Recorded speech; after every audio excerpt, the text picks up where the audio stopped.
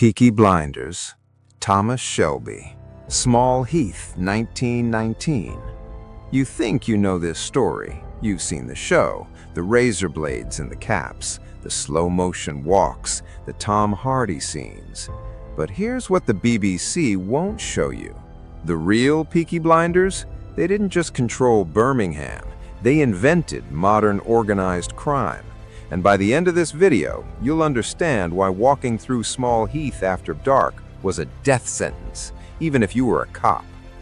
By 1923, the real Peaky Blinders weren't a gang anymore. They were a franchise. 42 known operatives, control of racetracks from London to Liverpool, and a treasury bigger than the Birmingham city budget. But here's the loop I'm going to close for you. The most successful Peaky Blinder of all wasn't Thomas Shelby. He wasn't even in the show. His name was Billy Kimber, and in 1921, he made a decision that got him shot in the face outside a pub in broad daylight. The question isn't who killed him, it's why the police never investigated it. And that answer? It connects to something happening in your city right now in 2026.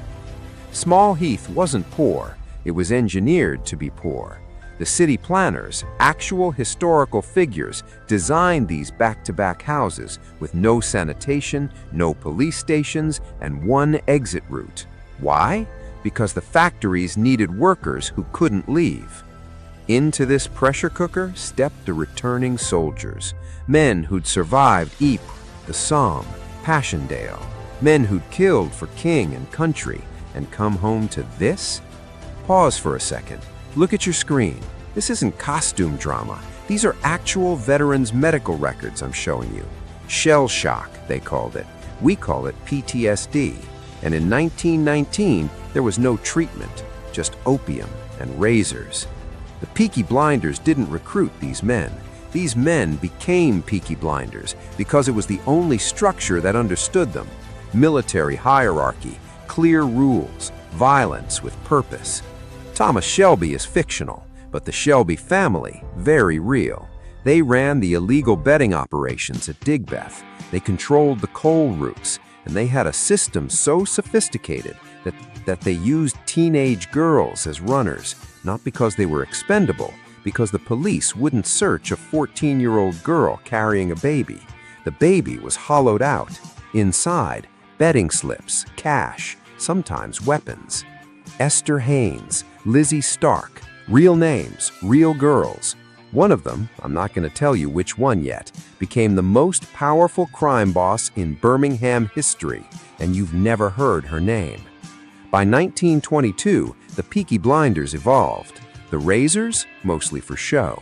The real money was in protection rackets, but not the kind you think. They didn't protect businesses from other gangs. They protected them from the police. Pay the blinders, and your shop wouldn't be raided. Your alcohol stock wouldn't be confiscated. Your family wouldn't be arrested.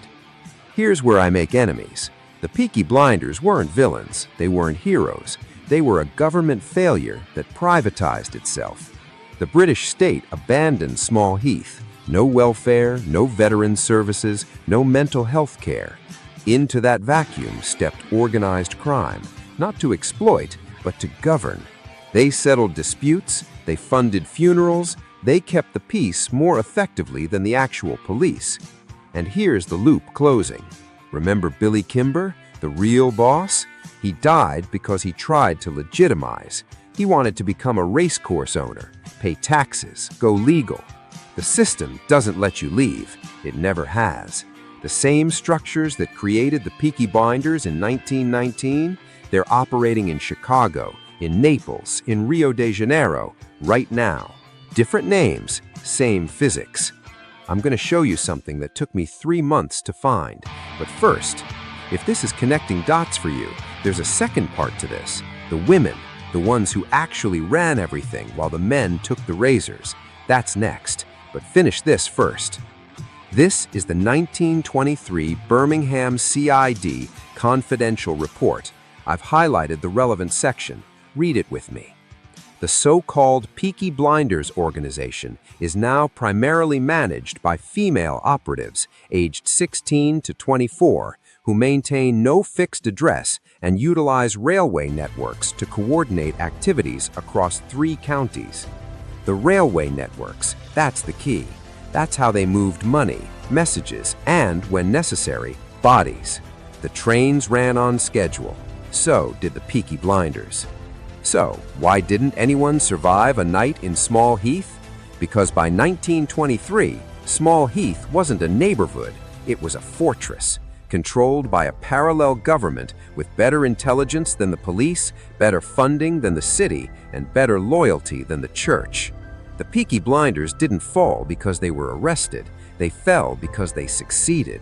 They became so legitimate that they didn't need the razors anymore. And without the razors, they were just businessmen, boring, forgettable. Walk through Small Heath today, you'll find a Tesco, a gym, new apartments. The only trace of the Peaky Blinders is a mural and this video. Before you go, I've got a question for you, and I want you to answer in the comments because I'm reading every single one. The Peaky Blinders provided order when the state failed. They were criminals, yes, but they were also a response to abandonment. So here's the question. In your city, right now, who's filling that vacuum? And are they any better? Drop your city, drop your take. The best comment gets pinned, and I'm making a video response to the most controversial ones.